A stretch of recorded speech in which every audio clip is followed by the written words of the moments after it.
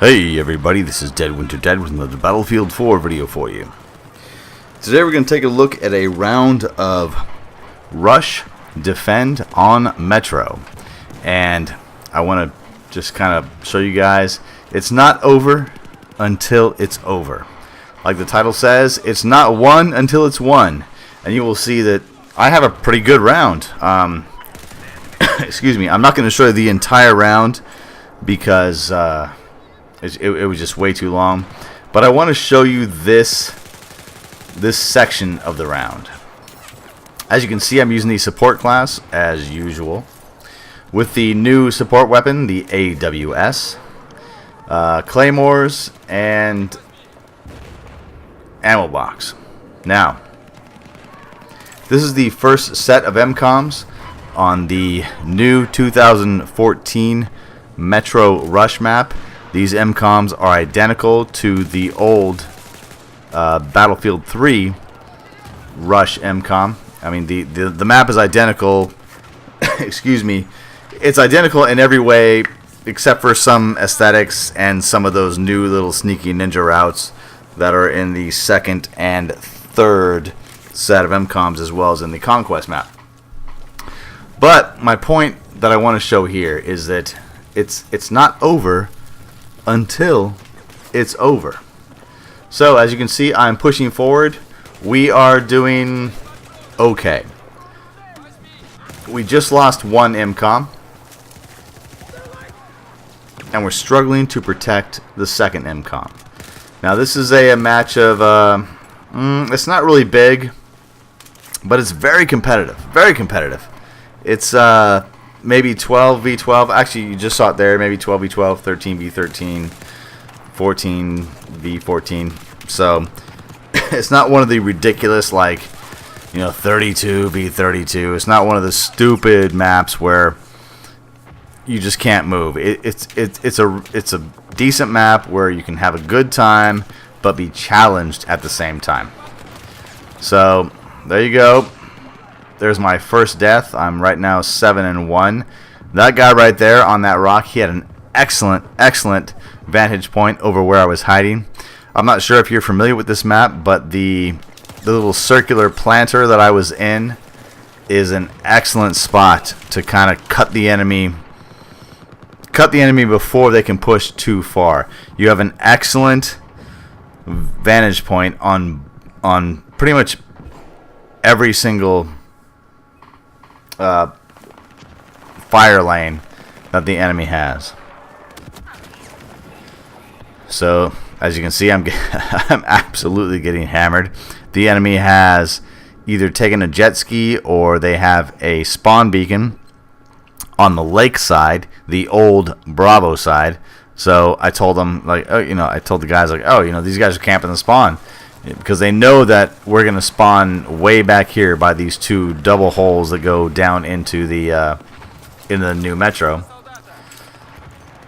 So right now I'm going to camp out, and I'm going to try to pick a spot where I think that I'm going to do the best work, my best work.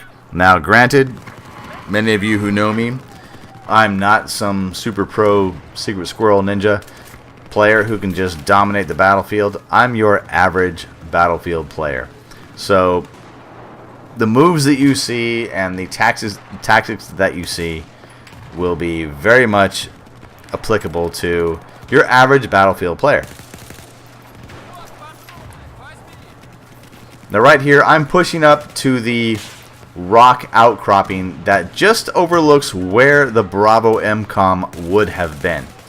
Now the reason I'm here is because typically when the attackers destroy the Bravo MCOM first, they tend to flood, and if you're looking at the attacker side, they tend to flood from left to right, meaning the lake side to the alpha side, or the lake side to the right side.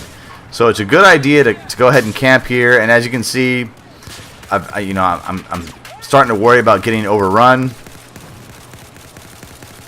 I'm putting as much rounds down range as I can. I'm trying to just like fill the air full of lead. Excuse me, trying to give my buddies ammo. Drop some bad guys, drop another bad guy. I'm not sure if I can keep up with this. I see another guy by the rock. Remember that the only reason I'm doing so well is the fact that I'm watching my mini-map.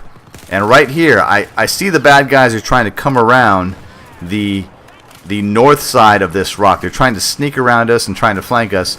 So a claymore is excellent. A claymore watches my back while I can watch the front attacking lanes.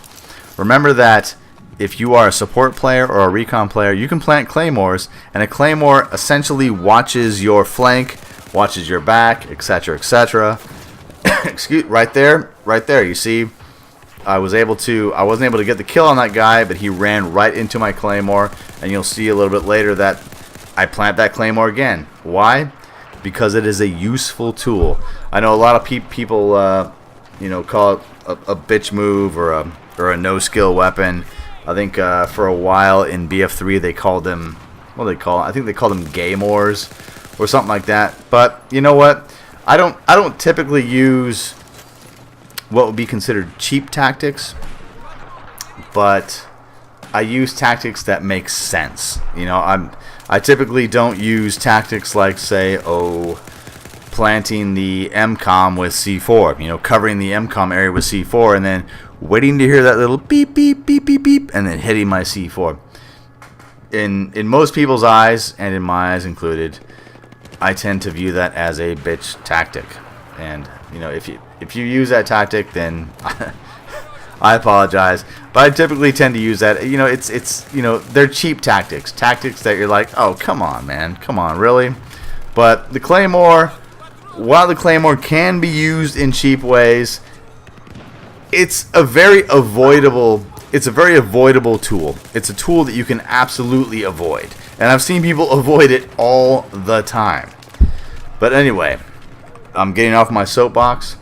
I'm going to start talking about this. Look at this. We've got a team player who's saying planting, planting, planting. These guys are planting right there. They've got the objective armed. They have it armed. And I have to unfortunately spawn back with my teammates. And the enemy team has it locked down. And if you noticed right there, I'm not sure if you saw that, but they had one ticket left. Now, watch when I spawn back in. Just wait 1 second. Look at that. 0 tickets left. This goes to show you, as the attackers, push, push, push. Do not give up. I don't care if it's 1 ticket, half a ticket, 1/16 of a ticket. Do not give up, because you can pull this out. Just like these players did. Don't give up. Keep pushing. My name's Dead Winter Dead. Thanks for watching.